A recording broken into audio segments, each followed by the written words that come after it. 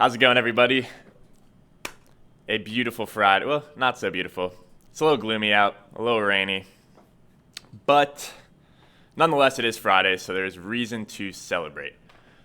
I realized last time, so if you weren't watching, last week I did my first show here at the Brooklyn Cafe.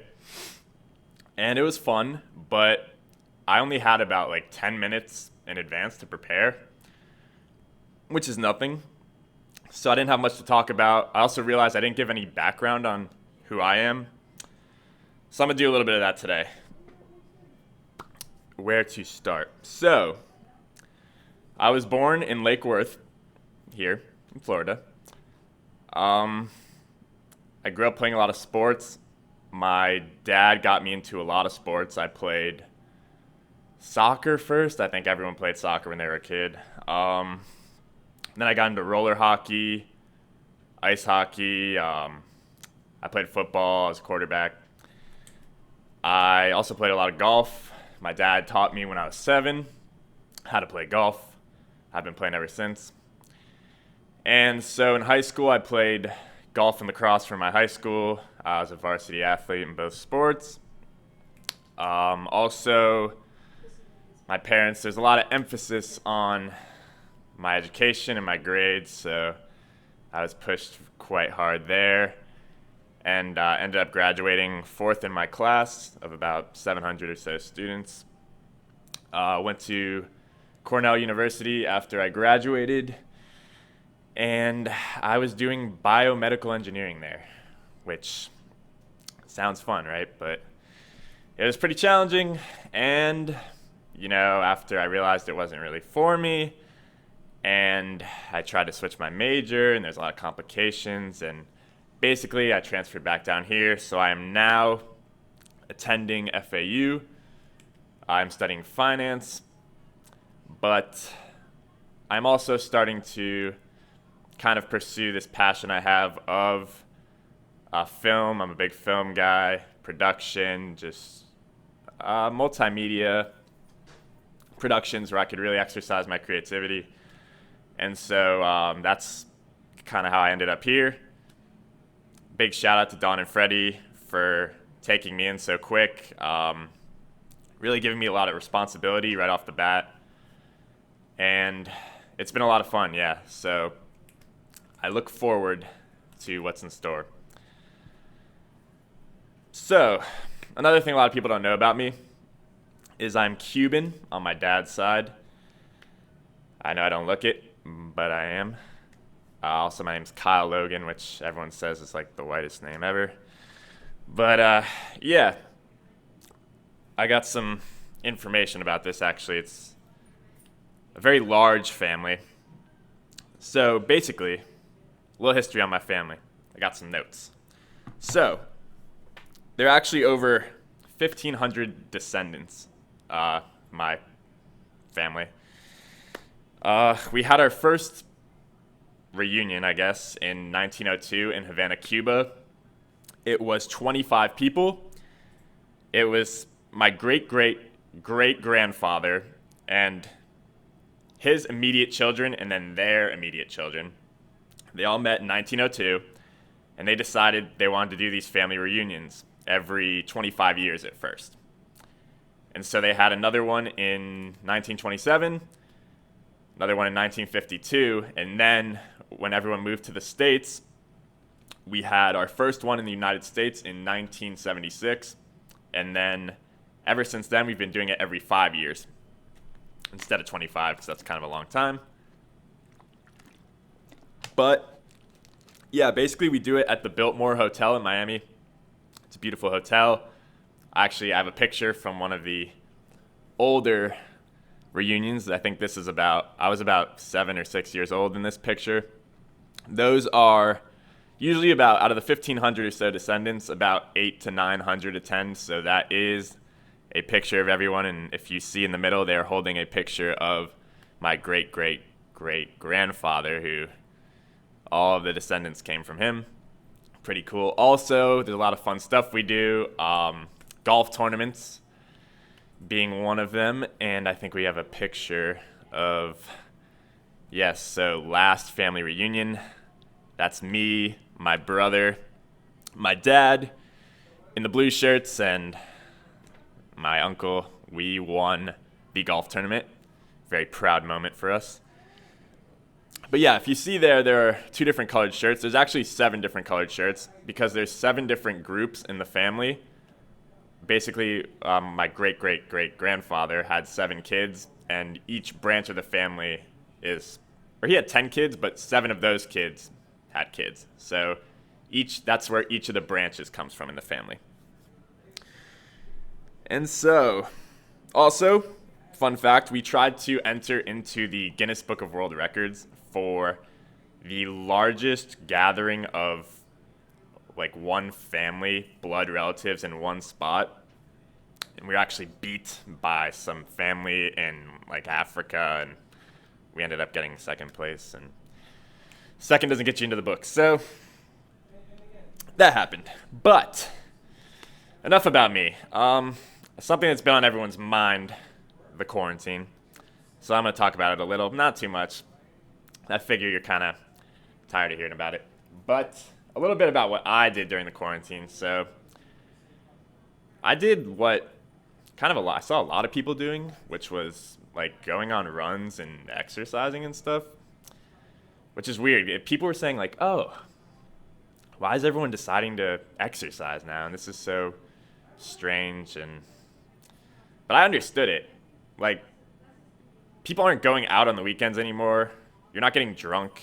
You're not hungover. Like, if I'm going out and I'm not thinking about going on a run the next day. Like, I'm probably going to eat some good hangover food, like watch Netflix or something. But yeah, now that everyone's bored in quarantine, you're like, might as well be productive, Might as well better myself, go for a run, So I started doing that. Went on some 8-mile, 10-mile runs, which I honestly didn't know I could do, but I don't know, I went for it. Also, during the quarantine, I let my hair grow out and my beard grow as well. I believe we have a picture of that. So that is by my pool at my house. You can't see it, but my hair was really crazy. It was slicked back because I just got out of the pool. And there's my beard. I had the mustache going too and everything. So, yeah. About 10 days since I shaved that creature off my face. But, I don't know. I don't miss it. Very itchy. Very strange. But, in terms of hair, so I actually got a haircut recently. Pretty cool. The barbershop's opened back up. I let my mom cut my hair actually, a week ago. I let my mom cut my hair. She did an alright job. I'll give her credit for someone who's not a professional hairdresser. But then it still wasn't to my liking, so finally went into this barbershop I used to go to in Lake Worth.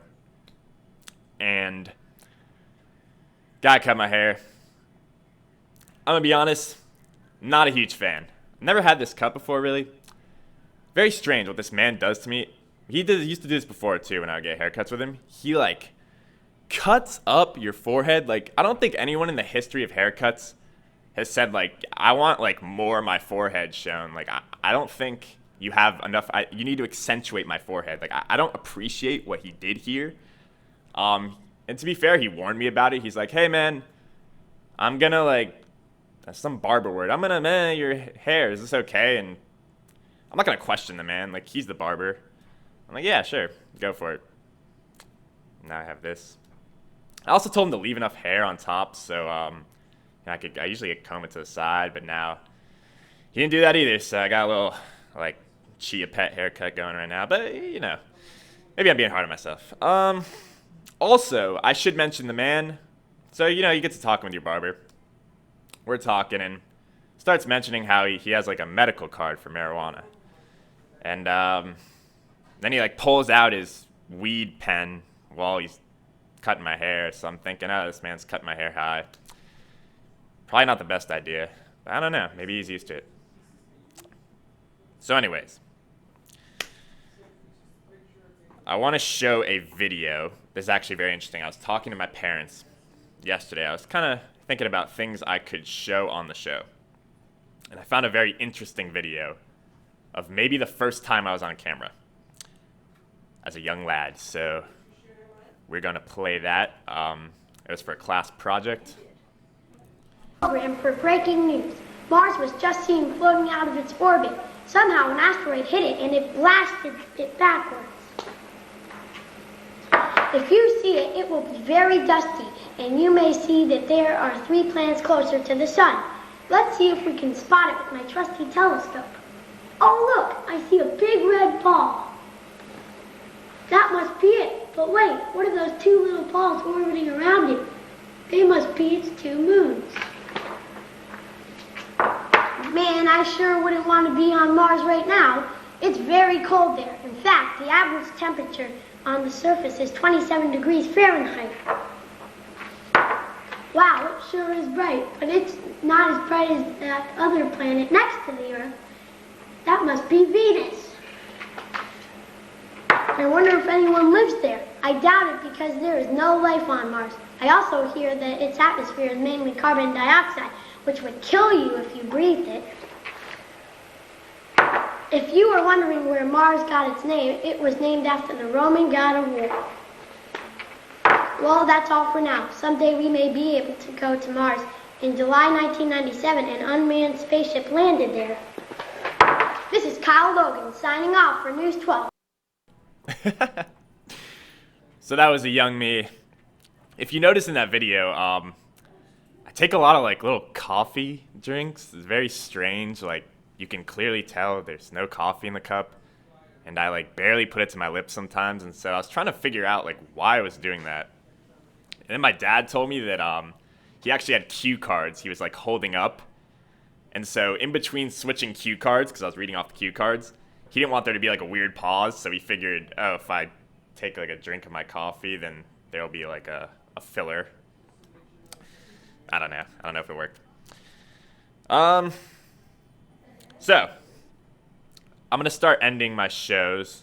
Well, I just started these shows, but I'll start ending them with a story. I got a few stories. The one I picked today is from my high school days, actually. Little known fact, except my friends who know, I used to like rap. I used to freestyle a lot.